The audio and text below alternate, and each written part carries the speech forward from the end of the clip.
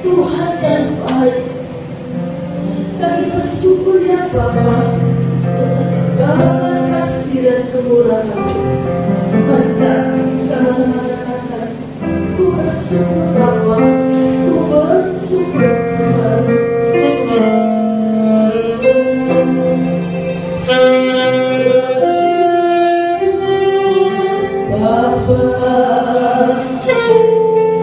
Saya masih nak terima Tuhan kasih setiamu di dalam hidupku, ku bersyukur,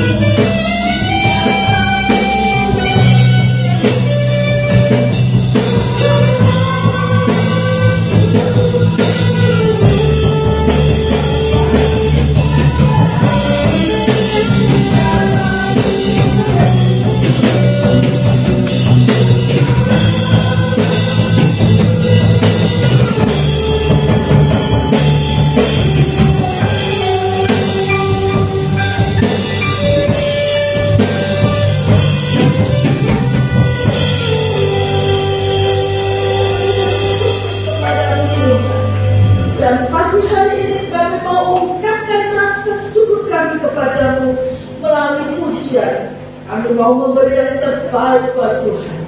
Terima kasih Tuhan. Kami percaya kuasa-Mu menyertai kami.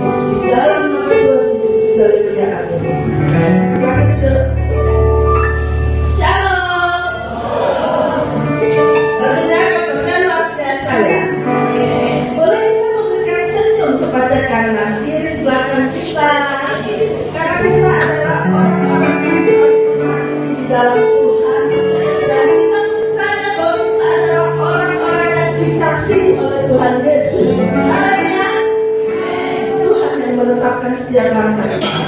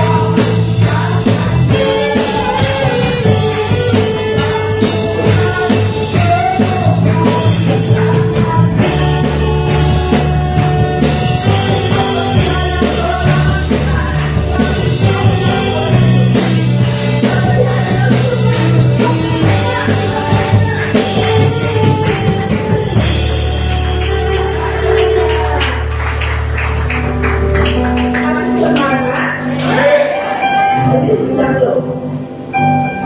Jika anak Tuhan mengasihi Tuhan, dia tidak akan mengenal situasi apapun karena hatinya untuk Tuhan. Haleluya, kita percaya bahwa Dia adalah sumber kekuatan kita.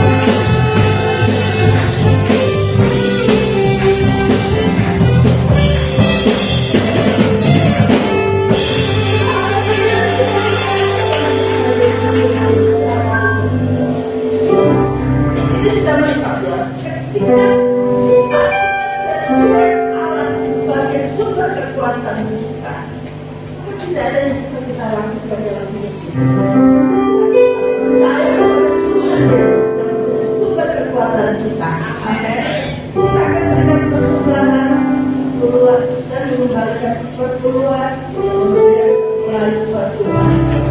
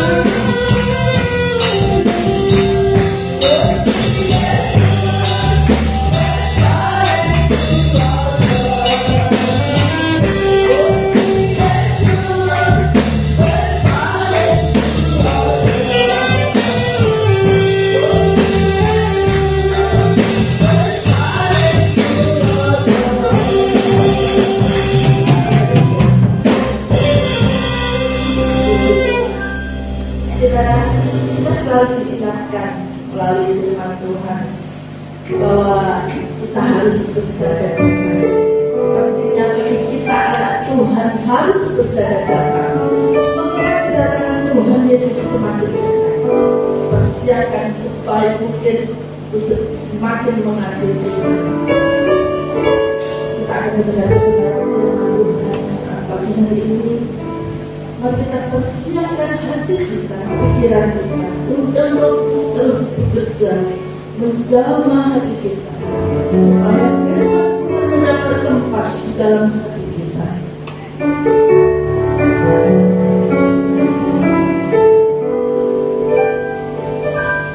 Hidupku mengenapi firman-Mu, tanda mujizat sertai tiap langkahku. Kau bersamaku di dalamku, jadi bukti kebesaran.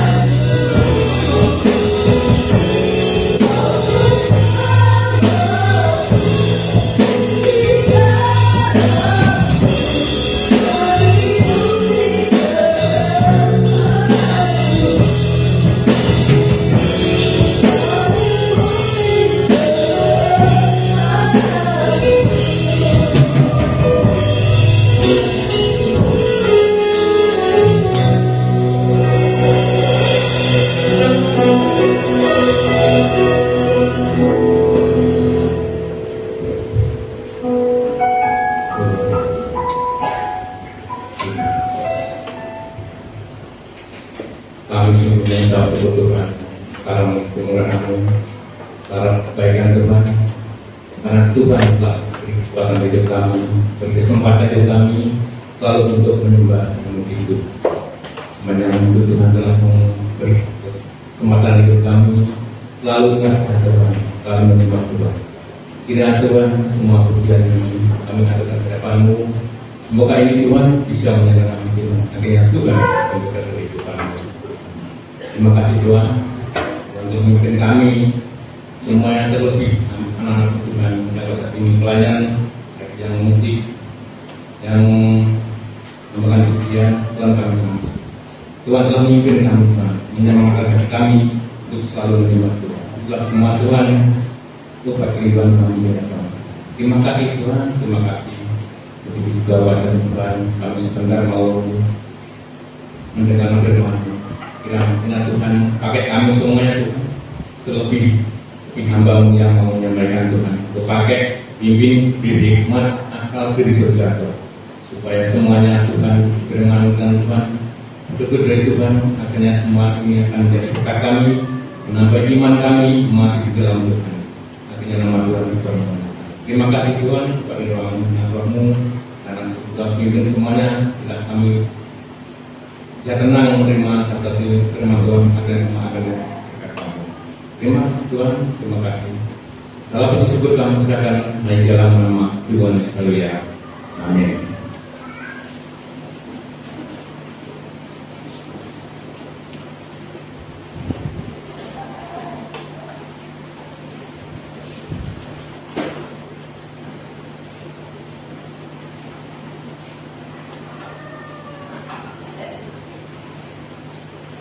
Puji nama Tuhan, Shalom.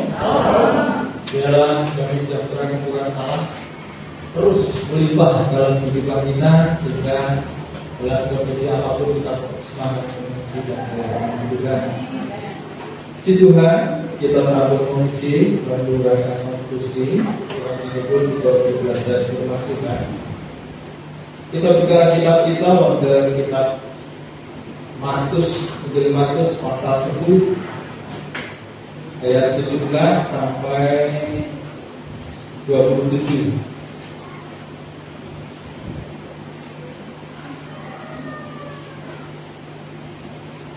Saya tidak tahu atau tidak ingat kapan ini pernah disampaikan, entah itu di kaum muda atau di kebagian umum atau di persekutuan Friendlord.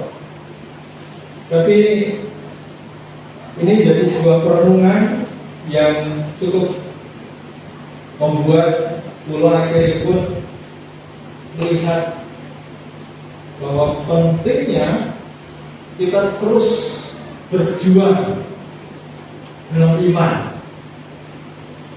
Terus pulau hari ini judul jangan berhenti di tengah jalan, perjuangkan iman apapun tantangannya. Betul. Terus jangan berhenti di tengah jalan, perjuangkan iman apapun tantangannya. Mau kita bahas dari Gusti waktu kita Injil Markus pasal 17 pasal 12 ayat 17 sampai 27. Namun binatang mengatakan dari Gusti, orang kaya sukar masuk kerajaan Allah. Pada waktu Yesus berangkat untuk meneruskan perjalanannya, datanglah seorang berlari mendapatkan dia, dan sambil bertelut di hadapannya ia bertanya, "Guru yang baik, apa yang harus kuperbuat untuk memperoleh hidup yang kekal?" Ayat 18, jawab Yesus, "Mengapa kau katakan aku baik? Tak seorang pun yang baik selain daripada Allah saja. Engkau tentu mengetahui segala perintah Allah. Jangan membunuh, jangan berzinah, jangan mencuri, jangan mengucap saksi dusta, jangan mengurangi hak orang, hormatilah ayahmu dan ibumu." Lalu kata orang itu kepadanya, "Guru, semuanya itu telah kuturuti sejak masa muda." Ayat 21, tetapi Yesus memandang dia dan menaruh kasih kepadanya. Lalu berkata kepadanya, hanya satu lagi kekurangannya. Pergilah, jualah apa yang kau miliki dan berikanlah itu kepada orang-orang miskin, maka engkau akan beroleh harta di surga. Kemudian datanglah kemari dan ikutlah aku. Mendengar perkataan itu, ia menjadi kecewa, lalu pergi dengan sedih sebab banyak hartanya. Lalu Yesus memandang murid-muridnya di sekelilingnya dan berkata kepada mereka, alangkah sukarnya orang yang beruang masuk ke dalam kerajaan Allah. Murid-muridnya tercengang mendengar perkataan itu, tetapi Yesus menyambung lagi, anak-anakku, alangkah sukarnya masuk ke dalam kerajaan Allah. Lebih mudah seekor unta melewati lorong jarum daripada lubang jarum, daripada seorang kaya masuk ke dalam kerajaan Allah. Mereka makin gempar dan berkata seorang kepada yang lain, jadi demikian, jika demikian siapakah yang dapat diselamatkan? Yesus memandang mereka dan berkata, bagi manusia hal itu tidak mungkin, tetapi bukan demikian bagi Allah, sebab segala sesuatu adalah mungkin bagi Allah. Demikian bacaan firman Tuhan. Berbahagia kita yang dengar setelah memegang kebenaran firman Tuhan. Terus dari kami Kristen Yesus Kristus, kita bukan asing dengan bacaan kita, yang intinya ada orang yang kaya. Di Injil yang lain dikatakan seorang pemimpin. Terus ada lagi menyampaikan seorang muda dalam sebuah kesuksesan, sehingga dia sangat kaya, dan pada akhirnya dalam sebuah kekayaan, dalam kondisi yang mapan dan luar biasa diberkati Tuhan, mungkin seperti itu, dia memiliki sebuah kehidupan yang luar biasa juga, kehidupan rohani yang luar biasa. Sehingga dalam pergumulan rohani inilah dia akhirnya berpikir tentang perkara-perkara yang nilainya kekal, yaitu berhubungan dengan kerajaan surga. Sehingga dalam sebuah kesempatan saat Tuhan Yesus dikatakan di sini berangkat meneruskan perjalanannya, dia datang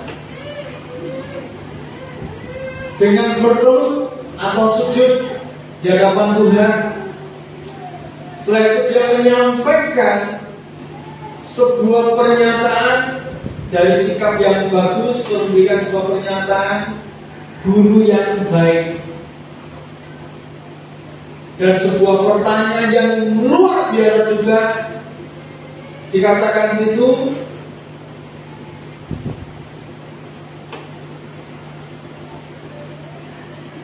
apa yang harus kuperbuat untuk memperoleh hidup yang kekal?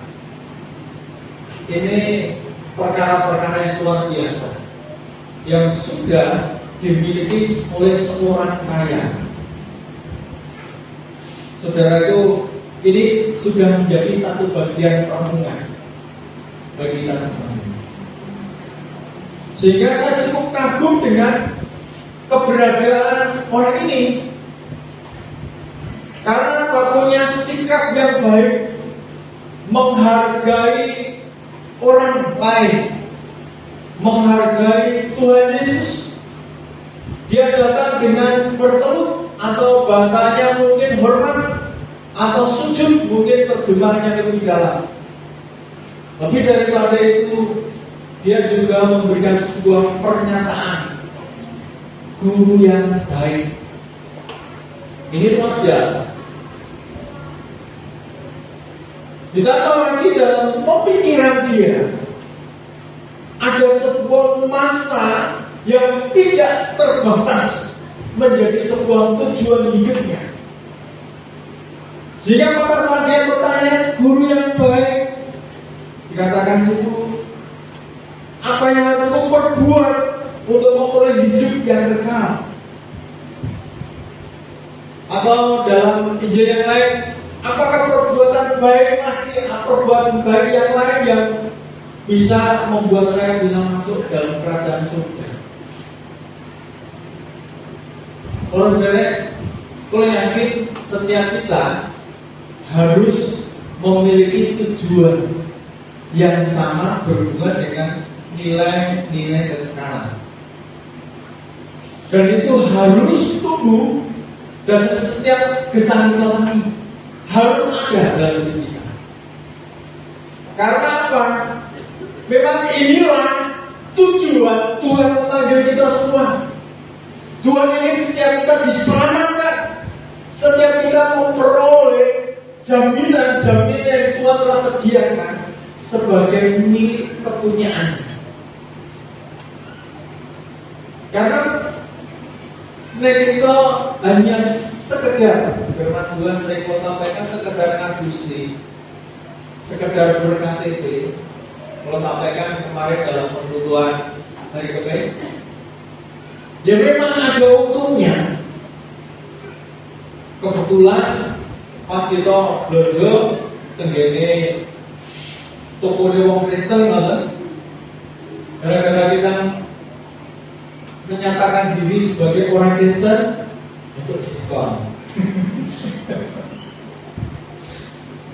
Lo pernah kesaksi ya waktu kita makan tenggene rumah makan atau kebetulan anak kita ajak, terus ayo sebelum makan berdoa dulu, berdoa, wayang bayar, Pak sampun dibayari kali Bu mau, Bu sinten Mbak sing piyantune mau ngendikane segereke.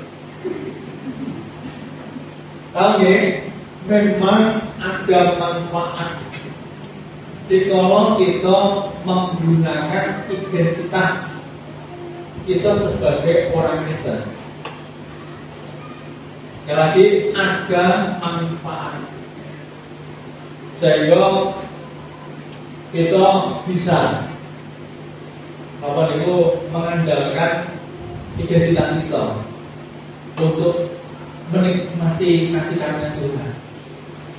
Tapi lebih daripada itu, saudara, keimanan kita, pendirian kita harus sampai pada tujuan akhir. Satu kantos kita berhenti di tengah jalan oleh karena melihat tantangan yang besar. Seorang kaya ini saya katakan orang yang hebat. Dari sikap hidupnya, dari cara berbicaranya, dari sebuah tujuan dia bertanya itu luar biasa semua. Karena itu mencerminkan orang yang takut akan Allah. Makanya kalau dorongkan itu termasuk orang yang salah. Sehingga kalau dia bertanya tentang kepada Tuhan, guru yang baik, Tuhan langsung merespon pernyataan itu. Apa omongan ini guru yang baik. Tuhan katakan tidak ada yang supaya saya tidak salah kita buat saya jawab dulu. Kalau kata orang ayat 18, jawab Yesus, mengapa kau katakan aku baik? Tak seorang pun yang baik selain daripada Allah sendiri. Kemahatauan Allah tahu bahwa orang ini masuk dalam kategori orang saleh.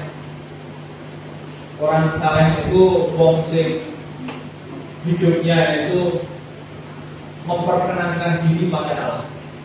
Hidupnya diperkenan oleh Tuhan. Itu orang saleh.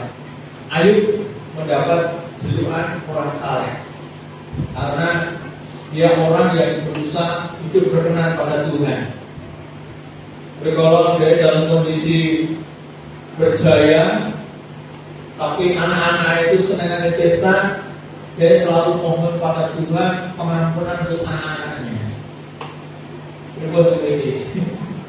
Bapak Ibu selalu berdoa untuk keluarga, anak-anak harus supaya anak-anak dalam bimbingan Tuhan, dalam kontrol Tuhan. Itu contoh daripada Ayub, sehingga dia mendapat gelar seorang saleh.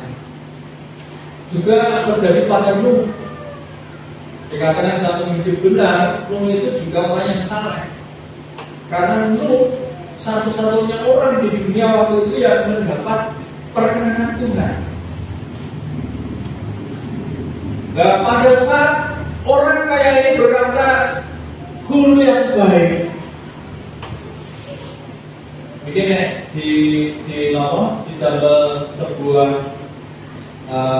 pertanyaan itu berarti Tuhan Yesus itu tidak baik. Karena Tuhan Yesus sendiri katakan, kenapa kamu katakan aku baik? Terus, tak seorang pun yang baik selain daripada Allah saja.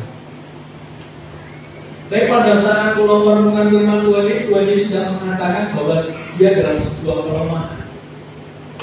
Dia termasuk golongan orang berdosa.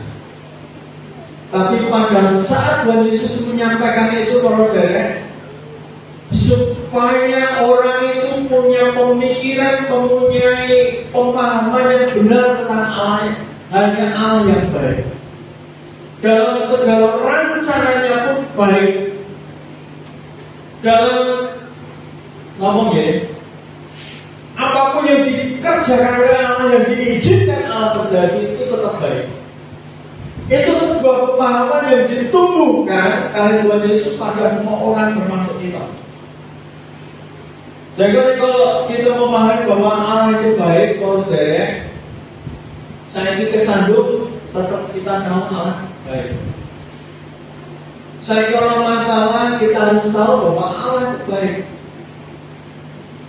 Jadi kalau kita diberkati karuan, Allah baik. Dan itu otomatis toh, Pak, mungkin diberkati Allah itu baik. Tapi saudara yang dikasih Tuhan, inilah pemahaman yang harus tumbuh juga di dalam hidup kita. Sehingga setiap hal yang terjadi itu harus kita pahami. Allah itu baik. Masalah boleh terjadi, tapi Allah adalah Allah yang baik. Allah yang tansah gantosaken pada saat kita sama sebagai anak Tuhan. Ini harus tumbuh dalam bahasa kita sama. Amatin kalau kita tasnya gak ada pemahaman yang belum benar. Jadi kalau kita yang jegeloman, yang setengah masalah, kita bisa berhenti di tengah sana. Ini kan terjadi pada orang kaya ini. Pada saat dia katakan, Tuhan Yesus menjawab, engkau tentu mengetahui segala perintah Allah, jangan membunuh, jangan berzinah, jangan mencuri, jangan mengucapkan saksi dusta, jangan mengurangi hak orang, hormatilah ayahmu dan ibumu. Ini separuh dari hukum Taurat. Karena masih ada satu nanti yang terakhir yang Tuhan katakan. Ini sebuah hukum yang ditetapkan zaman Musa sebagai bentuk peraturan hidup orang-orang Israel.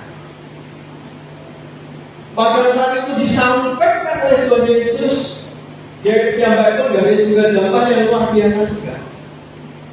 Ayat 20.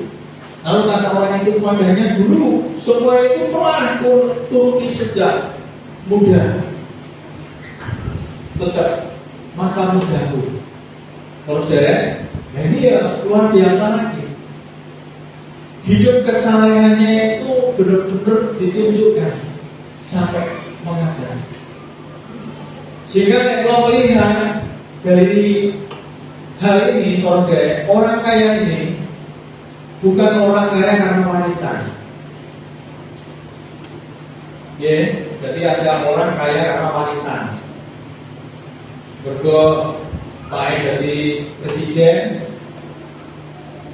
dengan sebuah kekayaan yang dimiliki, anak-anaknya dapat warisan.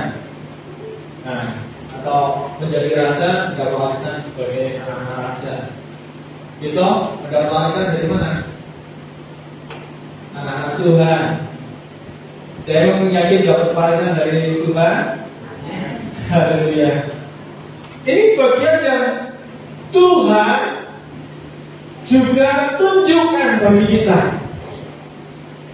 Pada hidup kita pun dituntut untuk mentaati setiap kebenaran firman Tuhan. Sehingga kalau dia berkata, bagaimana saya bisa menikmati hidup yang kekal? Saya bisa menikmati kerajaan Allah, saya bisa menikmati ke surga, kerajaan surga. Tuhan Yesus dijawab, kamu tahu hukum Taurat. Artinya apa? Ini bagian dari syarat supaya kita bisa masuk surga. Dan ini diberikan oleh Tuhan Yesus. Sementara ada sebuah diskusi Bapak Saudara dalam sebuah perdebatan dengan kalangan orang hamba Tuhan, ada yang percaya, sing penting percaya selamat. Urip kaya apa orang masalah.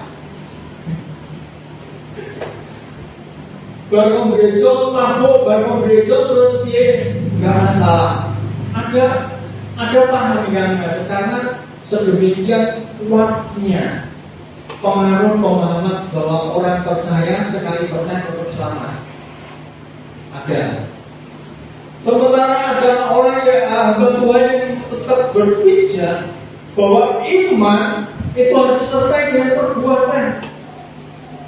Dalam bentuk perbuatan ini pun dituntut perbuatan dalam pengertian mengikuti apa yang menjadi maunya Tuhan. Hidup dalam perkenanan Tuhan. Tapi kalau saudara katakan dengan Gusti Kristus, Tuhan Yesus sendiri menetapkan ini salah satu bagian untuk memperoleh kekekalan, memperoleh kerajaan surga. Kita harus hidup dalam ketaatan pada hukum Tuhan atau aturan Tuhan, atau hidup berjalan dalam real yang sudah ditetapkan Tuhan bagi kita semua. Ini luar biasa kalau merenungkan firman Tuhan ini. Apa yang kurang pada orang yang kaya ini? Jadi pada akhirnya kita lihat terus orang itu terubah dari awal diri. Kaya yo, urung sepiro. Saya tidak mengatakan saya miskin, saya diberkati Tuhan. Tapi kalau dikatakan saya kaya, belum kaya banget, tapi istilahnya cukup. Terus nilai kesetiaan yang kita jalani namanya jadi masih manusia biasa. Jadi bandingkan kalau misalnya wah, berarti tingkat kelayakan itu belum seperti orang muda. Saudara, ini harus kita renungkan. Sehingga kalau saya melihat dari bagian ini, sebetulnya itu perkara yang sudah luar biasa. Suge, rohani apa? Karena hukum rohani masih hukum Taurat. Waktu itu dia mentaati hukum Taurat dengan menjalankan ibadah-ibadah, mengadakan korban-korban menghapus dosa, korban menghapus salah. Itu dikerjakan. Dia takut menghormati orang tua, tidak mencuri, tidak mengambil hak orang lain. Pada saat dia bahkan itu dilakukan mulai sejak masa mudanya. Ini luar biasa. Tapi pada bagian akhir, pada saat dia katakan apa yang masih kurang pada kamu, saudaraku, Tuhan tahu setiap kelemahan orang, dan Tuhan tahu persis apa yang menjadi kebanggaan orang. Mari kita lanjutkan membaca. Tetapi Yesus memandang dia dan menaruh kasih kepadanya. 21. Lalu berkata kepadanya, hanya satu lagi kekurangan. Pergilah, jualah apa yang kau miliki dan berikanlah itu kepada orang-orang miskin, maka engkau akan beroleh harta di surga. Kemudian datanglah kemari dan ikutlah aku. Ini separuh hukum Allah yang diucapkan oleh Tuhan Yesus untuk kesempurnaan hidup. Kalau orang ingin masuk dalam surga, yang mana Pak? Kata dia, yang mana? Apa menjual harta milik? Apakah menjual harta milik? Semua hartanya sudah dijual. Apakah ini hukum Tuhan atau sebuah tuntutan hidup supaya kita bisa masuk surga? Saudaraku, ini berbicara dalam beberapa hal yang saya lihat. Karena apa? Harta bisa menjadi berhala, sehingga jangan ada alam lain di hadapan. Yang berikutnya, pada saat datanglah kemari dan ikutlah aku, ini kasihilah Tuhan Allahmu dengan segenap hatimu, dengan segenap kekuatan. Nah, kita berbicara ini apakah Tuhan mengendaki kemiskinan dalam hidup kita? Berbangsa. Biar saya miskin di sini tapi kaya di surga. Tidak. Itu bagian dari sebuah tantangan. Makanya tantangan itu bisa berbentuk nasihat, berbentuk perkataan firman. Wah, aku rasa kalau firman ini, terus aku harus cari lebih. Tapi tantangan bisa dalam bentuk yang lain. Nah, kalau masalah ini dalam bentuk peristiwa, tantangan orang percaya itu macam-macam seperti. Bisa karena kemiskinan, bisa karena penindasan, bisa karena aniaya bodoh itu. Tapi bisa juga karena keberkatan. Sing dalam kondisi kemiskinan bisa mengeluh pada Tuhan, bisa berkata Tuhan itu nggak pernah memperhatikan saya, Tuhan itu jahat pada saya. Dan itu sebuah tantangan hidup. Sehingga bisa saja orang yang sudah punya level saleh jatuh di sini. Karena apa? Kesalahan Ayub diuji dalam hal ini. Dalam perkara yang baik menghadapi kemiskinan. Dan kalau yang baik menghadapi kondisi sakit yang mengerikan. Tapi pada akhirnya Ayub teruji dalam perkara ini. Yang baik pun dalam semua hal Ayub tidak pernah menghujat Tuhan atau memuji Tuhan. Ini luar biasa. Pada saat dia bertemu dengan saudara-saudaranya, teman-temannya, sahabat-sahabatnya, tantangannya dalam bentuk firman.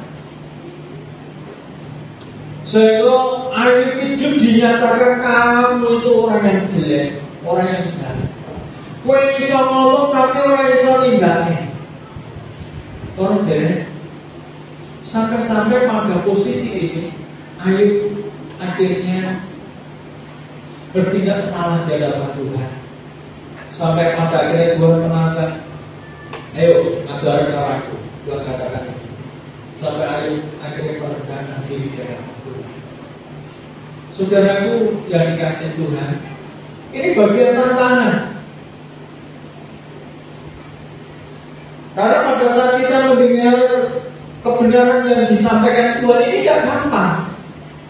jualah harta milikmu, terus bagi pada orang miskin, terus beko moronin aku, terus melu aku. Padahal dari sisi lain, ini mungkin kalau ketaatannya tumbuh dan orang ini mau mendengar suara Tuhan, murid Tuhan Yesus tidak 12, murid ini tidak 12, tapi tambah 1 orang ini. Kalau merenungkan itu, ini posisi yang luar biasa. Karena Tuhan mengatakan itu, jualah, terus datang kepadaku dan ikutlah aku. Niki mengangkat derajat dia untuk menjadi murid-murid generasi penerus daripada Tuhan Yesus. Di samping kita melihat di atas memang gak gampang.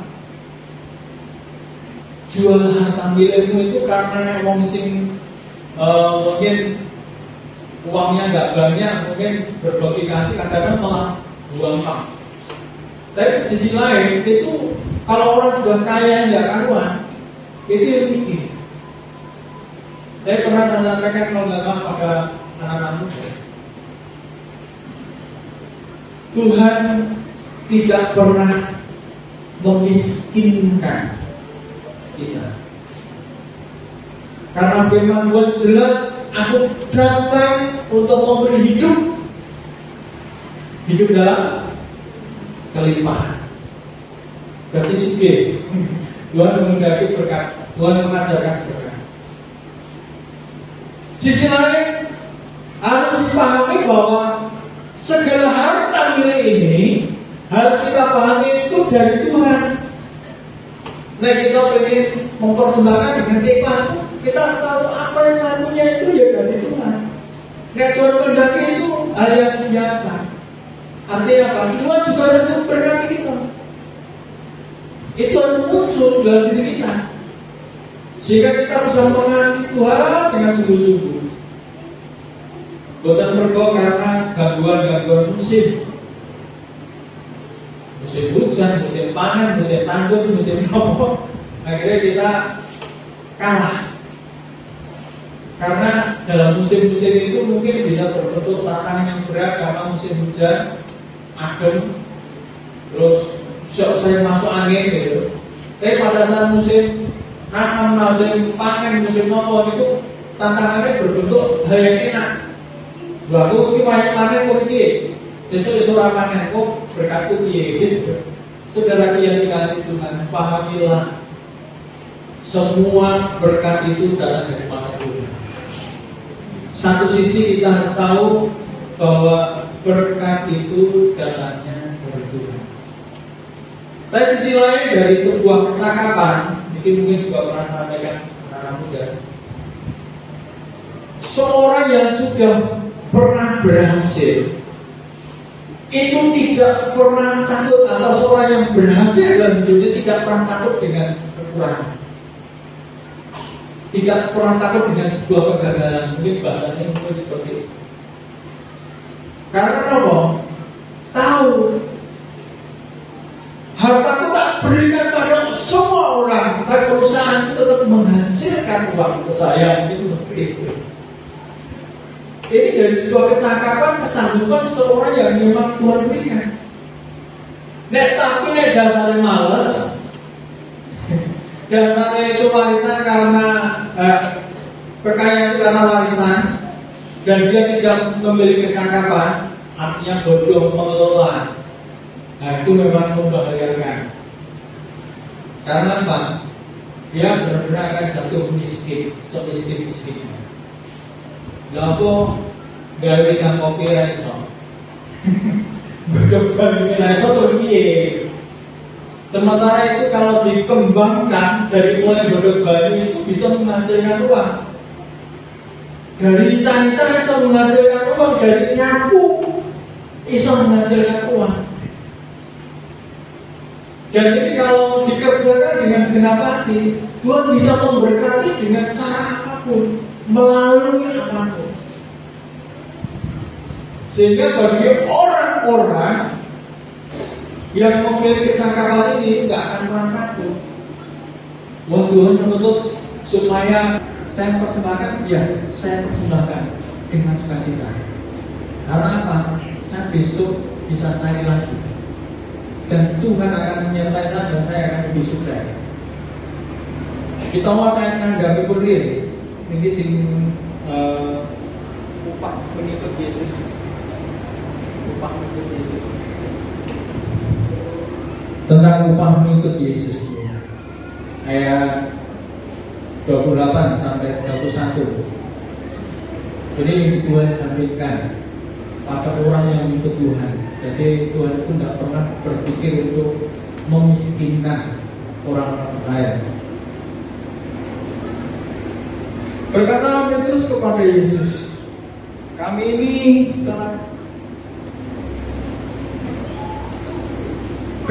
telah meninggalkan segala sesuatu dan engkau.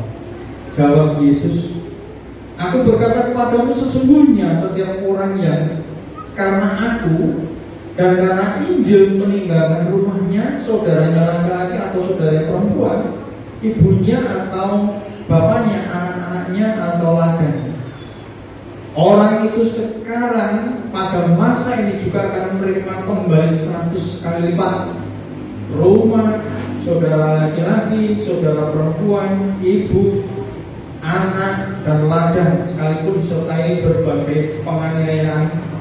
Dan pada zaman yang akan datang, ia akan menerima hidup yang kekal. Tapi banyak orang yang terdahulu akan jadi terakhir, dan yang terakhir akan menjadi yang terdahulu.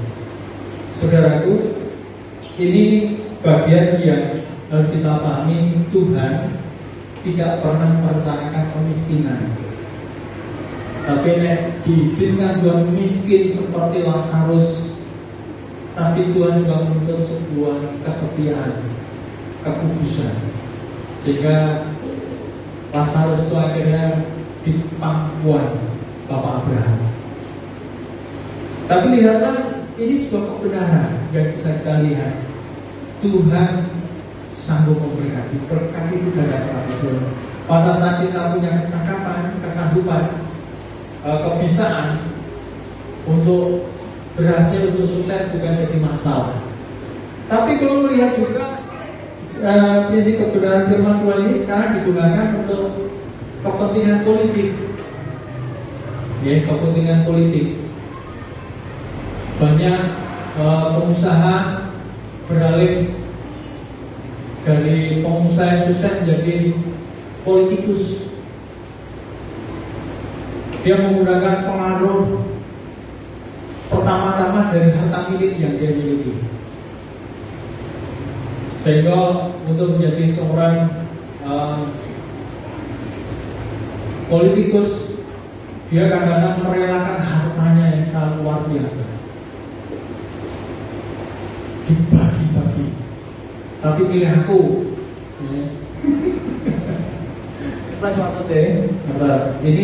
ini bagian yang lain.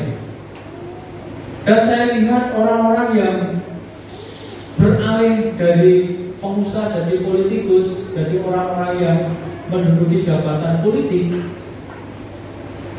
itu ya bukan larat itu. Berarti kalau kita lihat kebenaran firman Tuhan ini benar atau salah? Tidak ada salahnya, karena firman Tuhan katakan yang menabur banyak menuai banyak. Saat kalau menyelami kebenaran firman Tuhan ini, saudara yang dikasih Tuhan, orang yang kaya ini sebetulnya tidak perlu kecewa untuk sebuah tantangan yang diberikan Tuhan Yesus. Orang yang kaya ini tidak perlu sedih karena sebuah tantangan yang diberikan Tuhan Yesus. Karena rupanya banyak faktor yang membuat akhirnya dia menjadi sarana berkat bagi orang lain. Secara murni memang kita memberkati. Tapi kalau pada saat kita lihat dari sudut pandang yang banyak, saudaraku, Ini gambarannya adalah lebih daripada seorang yang pendek.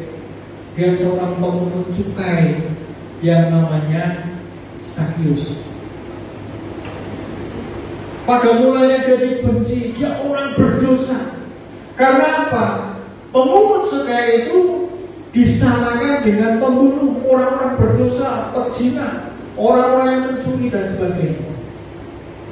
Tapi lihatlah pada saat di depan Tuhan Yesus dia menyampaikan, Tuhan, aku mau mempersembahkan harta milikku separuh untuk saya berikan pada orang-orang miskin.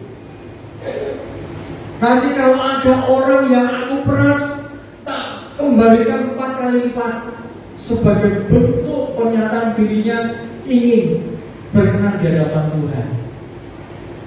Apakah Sakius melarat? Enggak. Karena apa? Dari awal orang mencibir, wah itu orang berdosa, wih jahat. Tapi pada akhirnya bisa berubah ya, jadi baik ya. Kalau yakin mamane kendaraan itu macet itu, kok ora sandal turun, kok wis bodoh nyurung dhewe tekan omahe.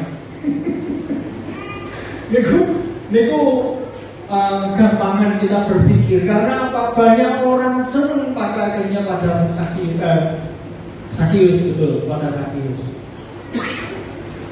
Tapi pada saat seorang itu berpikir seperti orang kaya bodoh, ini beda lagi.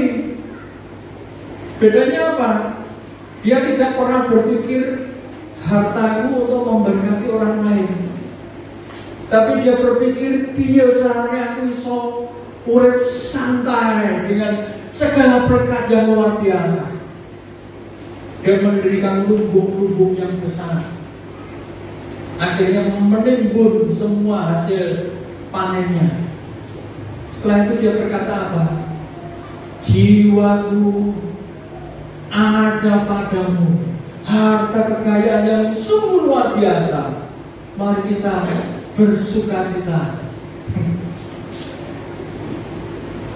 Gusti Allah paring dalem, kita jemput saya ya, udah saya ya.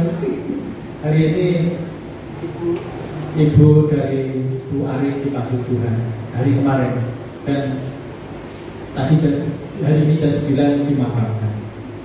Jadi kalau kita lihat keluarga kita yang dipanggil Tuhan, ada yang memang sahabat sepuh atau ibunya Bu Ari ini usia 90. Kemarin ngobrol-ngobrol kalian keluarga itu kelahiran tahun 22, berarti 90 kurang sedikit, tapi sudah 90 aja. Tapi ada saudara kita yang dipanggil Tuhan dalam usia yang masih muda, bahkan masih anak-anak. Kalau itu terjadi pada kita, sementara kita belum siap, wah bagi ya saya dia. Waduh saudara yang dikasih Tuhan, ini sebuah perluan, sehingga bentuk perjuangan kita harus sampai kepada akhir. Sampun kita berhenti pada sebuah tingkat kesalahan-kesalahan yang bisa kita lakukan, tapi kasih kita pada Tuhan harus lebih mendalam. Kita harus lebih mendekat lagi pada Tuhan, bahkan menjadi level sebagai murid-murid Tuhan. Ini yang Tuhan mau sampaikan. Masih ada waktu sedikit, ada beberapa hal yang saya renungkan. Tuhan Yesus akhirnya berkata dengan sebuah penegasan 3 kali bahwa orang kaya itu susah masuk surga. Kita mulai dari ayat 22. Mendengar perkataan itu, ia menjadi kecewa lalu pergi dengan sedih sebab banyak hartanya. Lalu Yesus memandang murid-muridnya di sekelilingnya dan berkata kepada mereka, alangkah sukanya orang yang beruang. Ini dikatakan orang yang beruang masuk dalam kerajaan Allah. 1. Yang kedua ditegaskan lagi ayat 24, Murid-murid tercengang mendengar perkataannya itu, tetapi Yesus menyambung lagi, anak-anakku, alangkah sukanya masuk ke dalam kerajaan surga. Kedua, ini juga berbicara tentang orang kaya itu, tapi prinsip bahwa masuk surga itu gak gampang, gak mudah. Ini sebuah pernyataan Tuhan, pangandikan Gusti. Pramila kekristenan kita bukan sekedar ngagusti KTP, tapi harus sampai kita mengerti benar apa yang menjadi kehendak Tuhan. Yang ketiga yang Tuhan Yesus juga sampaikan, ayat 25, lebih mudah seekor unta melewati lubang jarum daripada seorang kaya masuk ke dalam kerajaan surga. Yang ketiga ini, orang kaya masuk kerajaan surga itu susah. Karena apa? Ini karena tidak memiliki sebuah pemahaman kekayaan itu sarana yang diberikan Tuhan untuk memuliakan Tuhan. Tapi yang dia miliki kekayaan itu membuat dia tidak bisa berbuat apa-apa untuk Tuhan. Wah, ini bisnis itu pas enak 100 juta ya. Kok pas baru kebaktian atau yoyo sebenarnya kayak satu tunda piye. Pada waktu Tuhan kita tidak tahu. Pada saat kita dikuasai oleh harta, oleh kekayaan, kita sudah tidak bisa layak, kita tidak layak di hadapan Tuhan. Dan ini yang terjadi pada orang kaya. Kesedihan yang dia miliki itu mungkin dia memang pekerja keras, ikut kerja dengan membanting tulang. Lagu ngumpulnya saka sithik, Gusti paling dawa ngedol kabeh. Tapi kita tahu tadi ada banyak faktor yang bisa membuat kita itu bisa dengan senang hati mempersembahkan segala sesuatu untuk Tuhan. Karena satu, kita tahu berkat itu datang dari Tuhan. Yang kedua, Tuhan memberikan kesanggupan kita untuk berkarya atau bekerja untuk menghasilkan. Yang ketiga, kita tahu juga bahwa melalui kebenaran firman Tuhan ini, Tuhan tidak pernah merencanakan kemiskinan. Dari sisi politik, kalau itu mengizinkan Tuhan dengan suatu saat ini jadi DPR, dengan tetap membutuhkan keuangan yang besar untuk menjadi sarana kasih untuk mencari sebuah dukungan. Mungkin ada gambarannya. Tapi kalau kita melihat kebenaran firman Tuhan ini sebetulnya yang Tuhan mau, jangan sampai berfokus pada hal-hal yang sifatnya duniawi, yang sementara, tentang harta kekayaan. Tapi bukan berarti Tuhan menghendaki jenengan tidak perlu bekerja, jenengan tidak perlu mencari harta. Tapi yang harus kita pahami, kita harus sungguh-sungguh mengasihi Tuhan lebih dari yang lain. Sehingga tuntutan untuk mencapai surga yang terakhir dari kebenaran firman Tuhan ini, orang itu berhubungan dengan iman. Kalau orang itu memiliki iman, dia mengasihi Tuhan. Kalau dia mengasihi Tuhan, dia tidak pernah meninggalkan hari-harinya untuk Tuhan. Tidak pernah membiarkan hari-harinya dikerjakan untuk hal yang tidak berarti. Kalau sampaikan juga, kalau kita sebagai orang-orang percaya itu dikelilingi dengan awan sebagai saksi. Sedemikian kita itu tidak bisa bersembunyi. Sehingga firman Tuhan jelas kita harus menanggalkan segala dosa. Artinya perkara-perkara yang tidak berarti itu kita tinggalkan. Ini yang harus kita miliki dalam hidup. Karena pada saat kita sampai pada titik itu, saudara yang dikasih Tuhan, kita akan menjadi orang-orang yang mencapai kekekalan, mencapai kerajaan surga. kesalehan dituntut.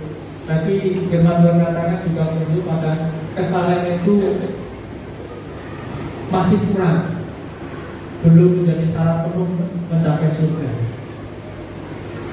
Sehingga Tuhan Yesus masih katakan satu lagi kamu yang belum. Terus tinggal Israel, katanya barang-barangmu keluar, kamu meninggalkan kehidupan dunia.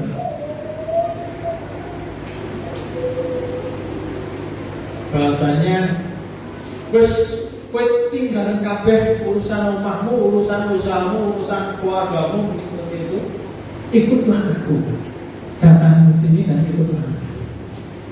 Pada saat kebenaran itu disampaikan, saudaraku, Tuhan ingin kalau sekarang ingin sempurna dalam hidup mengirim Tuhan mengasihi aku, kamu ikutlah. Tapi sisi lain mau pelaturan, jadi diposisikan seperti murid-murid waktu itu. Betapa luar biasanya orang ini pada Tuhan. Tapi sisi lain memang Tuhan ini mengasihi Tuhan dengan segala. Sehingga firman Tuhan pada akhirnya baru kita pahami kalau benar firman Tuhan ini, jangan sampai kita berhenti di tengah jalan.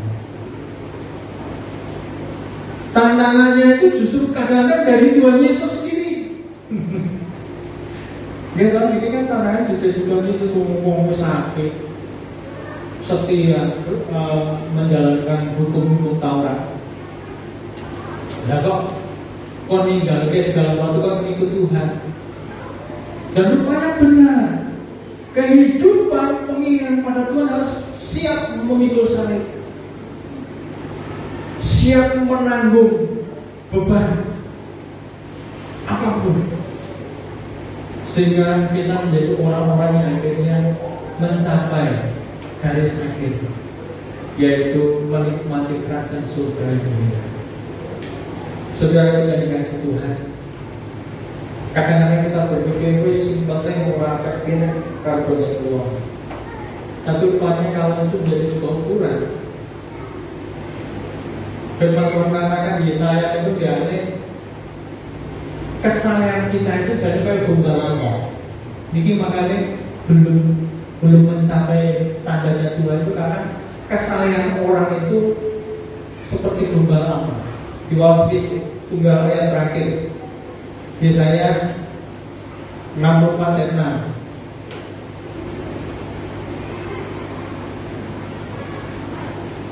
6. Yesaya pasal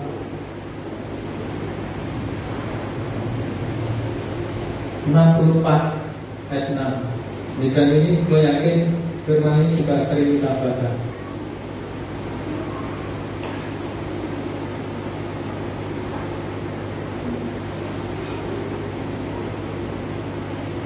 Ayat 6, ayat 6. Demikianlah kami sekalian seperti seorang najis, dan segala kesalehan kami seperti kain kotor.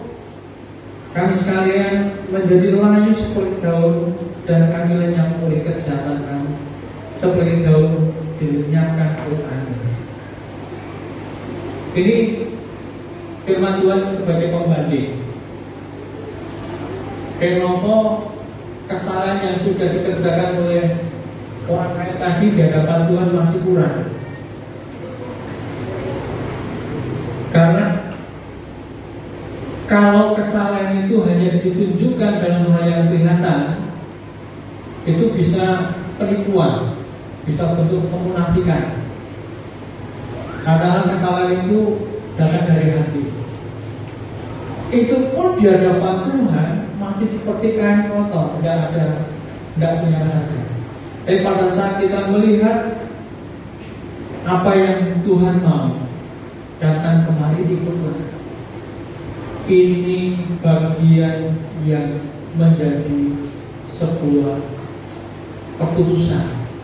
Karena iman itu disertai dengan perbuatan, dan perbuatan itu akan membuahkan hidup yang sesungguhnya. Sehingga kalau ini menjadi mungkin di antara kita mendapat sebuah peringatan kepada Tuhan dalam bentuk apapun, jangan berhenti. jangan berhenti. Karena apa? Firman Tuhan jelas, penderitaan saat ini dengan tindak kebahagiaan kalau diukur sebagai sebuah penderitaan karena wayudan, karena harus mengeluarkan uang untuk bensin, mengeluarkan uang untuk persembahan dalam waktu sebagai penderitaan, itu tidak sebanding dengan kemuliaan yang Tuhan sediakan bagi kita semua. Kiranya Tuhan Yesus kita mencegah apapun yang terjadi. Tetap Tuhan.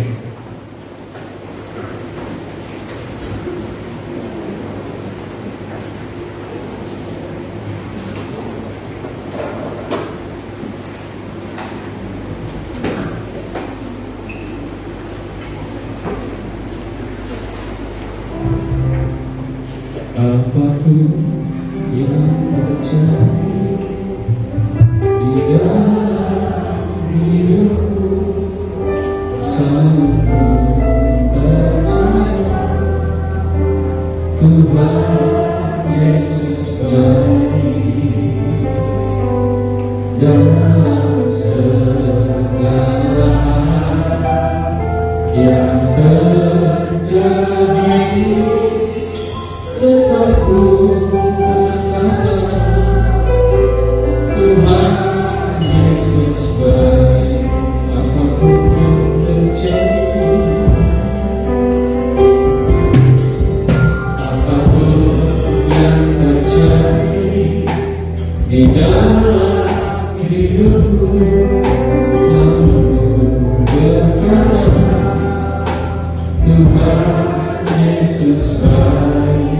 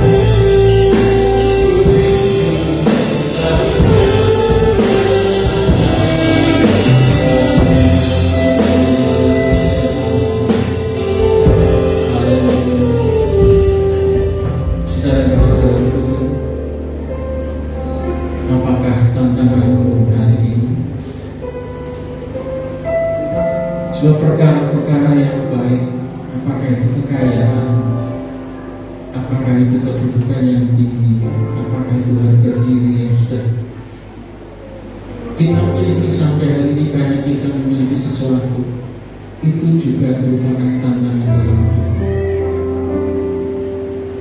Atau kita sedang dalam keadaan kemiskinan, menghadapi ketelanjangan, kekurangan, kita menghadapi perkara-perkara yang tidak enak dalam hidup ini, itu juga tantangan. Apa salibmu sekarang yang menghalangimu untuk maju dalam mengasihi Tuhan? Ini akhir zaman. Ayo kita koreksi diri kita masing-masing. Kalau Tuhan mengingatkan kita dengan berbagai hal dalam hidup ini, bersyukurlah bahwa Tuhan mengasihi kita. Kalau Tuhan mengingatkan kita, itu bukti kasihnya kepada kita. Sebab itu jangan berhenti di tengah jalan. Majulah terus. Seriuslah dalam hidupmu. Karena Tuhan memanggil kita bisa sewaktu-waktu. Bersyukurlah kalau kita mencapai usia panjang. Tapi usia panjang pun gak ada artinya kalau kita tidak isi dengan perkara-perkara yang baik di hadapan Tuhan. Ketika Tuhan menantang kita, kasihilah aku dengan segenap kekuatanmu, dengan segenap kekuatan akal budimu, dengan segenap apa yang kau miliki, kasih aku, kata Tuhan. Sampai di mana tanggapan kita atau respon kita untuk mengasihi Tuhan, itu bergantung kepada kita masing-masing. Tapi himbauan kita bersama pada saat pagi hari ini, jangan berhenti untuk mengasihi Tuhan. Sebab kita menjamin orang mengasihi Tuhan hadir dulu. Allah menjamin orang mengasihi Tuhan dengan sungguh-sungguh akan mendapatkan pertolongan pada waktunya, bahkan akan masuk dalam kemuliaan Tuhan selama-lamanya. Kalau kita enak di dunia ini hanya sementara, kalau tidak enak juga sementara. Tapi yang penting bagaimana kita hidup di dunia ini, mampu untuk terus berjalan maju, jangan berhenti di tengah jalan. Jangan karena hujan, jangan karena dingin, jangan karena sudah motor sudah bersih, sudah dicuci, kemudian ada waktu untuk ibadah, saudara tidak datang. Ini sangat memalukan di hadapan Tuhan. Jangan karena kepentingan yang sifatnya kecil membuat kita tidak mengasihi Tuhan. Itu sangat memalukan di hadapan Tuhan. Perhatikanlah Tuhan Yesus, dia rela di kayu salib, mengalami segala hal yang tidak harus dialami demi untuk kita. Dia dipermalukan supaya kita dipermuliakan olehnya. Dia begitu direndahkan supaya kita ditinggikan. Apa bentuk kasihmu kepada Tuhan? Mari kita mengasihi Tuhan dengan sungguh-sungguh. Meteraikan firman-Mu dalam hati kami pada saat pagi hari ini, Tuhan. Di dalam nama Yesus dia tertanam dalam hati kami, menjadi makanan bagi rohani kami. Kami berubah dari hari ke hari, tidak begini saja dalam mengasihi Tuhan. Kami ingin lebih lagi menjelang kedatangan Tuhan. Sebab kami tidak tahu kapan Tuhan akan panggil kami, atau kapan Tuhan datang kembali. Dan biar kami siap mengasihi Tuhan dengan sungguh-sungguh. Ketika Tuhan beri tantangan, biar kami jawab dengan ya Tuhan, kami mau melakukannya karena Engkau sudah melakukannya untuk kami. Kami hamba-Mu Pak Aden yang sudah menyampaikan isi hati-Mu, demikian kebenaran kepada kami. Lengkapi terus dengan hikmat kalbu di kuasa pada Tuhan. Begitu juga hamba-Mu yang gembala. Kami sadar kami tidak mampu tanpa Roh-Mu yang kudus. Kami lemah, kami tidak berdaya, kami bodoh. Tapi kami mengandalkan Engkau Tuhan, supaya bersama-sama dengan jemaat Bethesda atau Program Group kami bisa naik kepada kemuliaan Tuhan. Terima kasih Bapak, berkati juga semua yang terlibat dalam pelayanan hari ini, apapun bentuk pelayanan kami. Berkati seluruh jemaat yang hadir untuk beribadah di tempat ini, sudah meluangkan waktunya untuk mengasihi Tuhan. Diberkati Tuhan. Berkatilah sawah ladangmu, diberkatilah ternak-ternakmu, diberkatilah usaha pekerjaanmu, Diberkatilah studimu di dalam nama Yesus, sehingga tak satu pun di antara kita yang tidak diberkati Tuhan. Berkati kami sepanjang minggu, Tuhan bilang menolong kami latihan-latihan yang kami sudah lakukan untuk menyambut Natal. Tuhan berkati. Dan juga memberkati hari secara khusus untuk keluarga Ibu Ari, Pak Sairan yang ditinggalkan oleh orang tuanya, neneknya. Tuhan, kalau mereka dalam keadaan susah berpenghiburan, supaya ditinggalkan tetap setia mengasihi Tuhan sampai penjara yang dua kali. Terima kasih Tuhan. Demikian juga untuk seluruh jemaat, mereka juga mempunyai pergumulan masing-masing yang tidak sama. Engkau yang mengerti, Engkau yang mengetahui. Hanya biar Tuhan tolong mereka, ajar kepada mereka untuk menggumuli masalahnya, tidak menganggap enteng, tidak memandang ringan atau masa bodoh, tapi biar mereka mengerti pergumulan hidupnya. Pada akhirnya mereka mengalami Tuhan dalam hidup mereka. Terima kasih Tuhan, berkat Tuhan juga atas dusun desa di mana kami berada. Berkat Tuhan atas bangsa kami Indonesia dari Sabang sampai Merauke. Berkat Tuhan atas pemimpin kami dari pusat sampai daerah. Berilah takut akan Tuhan. Terlebih menjelang Natal ini Tuhan, seluruh gereja-gereja di Indonesia akan merayakan Natal. Tuhan tolong kiranya suasana Natal boleh ada di dalam hidup kami. Oleh Natal akan muncul lagi semangat yang baru, roh yang menyala-nyala. Bahkan mampu untuk menangani jiwa-jiwa kehormatan belajar bagi nama Tuhan. Dan masih banyak orang-orang sekitar kami yang belum mengerti jalan kebenaran hidup itu. Biarlah kami terus menjadi saksimu, menjadi terangmu Tuhan, jadi garam yang baik dengan masyarakat. Biar Kudus menolong kami. Terima kasih Tuhan, kami ucap syukur sekali lagi untuk negeri kami Indonesia ini. Dan Tuhan keamanan kenyamanan sampai Tuhan datang Tuhan. Sadar kami ini lemah, hanya Tuhan yang kuat. Terima kasih dan semoga kami akan pulang tinggal di tempat ini, rumah masing-masing kalian Tuhan bersama kami di dalam nama Tuhan Yesus Kristus.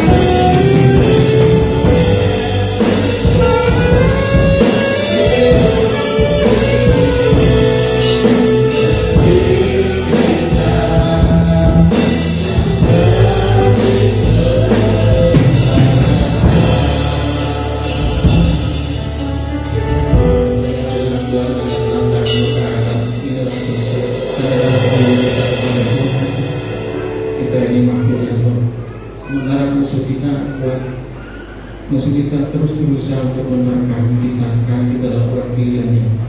Dia mau supaya kita tidak masuk dalam kemuliaan, tidak masuk dalam kebahagiaan. Tentu sebagai wujud penyerahan diri pada Tuhan, kita angkat tangan kita. Bersyukurlah kita punya Bapa yang baik, Bapa yang terus peduli pada kita, dan terus mengarahkan ajaran pada kita sekalian, dimanapun kita berada. Yang biasanya dengan telinga untuk mendengar setiap doa dan pujian penyembahan kita, mari kita lakukan yang sungguh-sungguh lagi dari iman kita, karena tangan Tuhan tidak kurang panjang untuk menolong kita di dalam nama Tuhan Yesus Kristus. Terus jadi yang kinasih, mengesarankan kita seorang-seorang dalam pasangan untuk menuju dari Tuhan kita biar-biar. Kakak dia berkasih rahmat dan tentram berakhir sampai kamu sahabat. Atas kami pun Gusti Yesus Kristus, tempat pemilihan dalam Sang Roh Suci itu murah dan tempat kesan Tuhan dengan kami.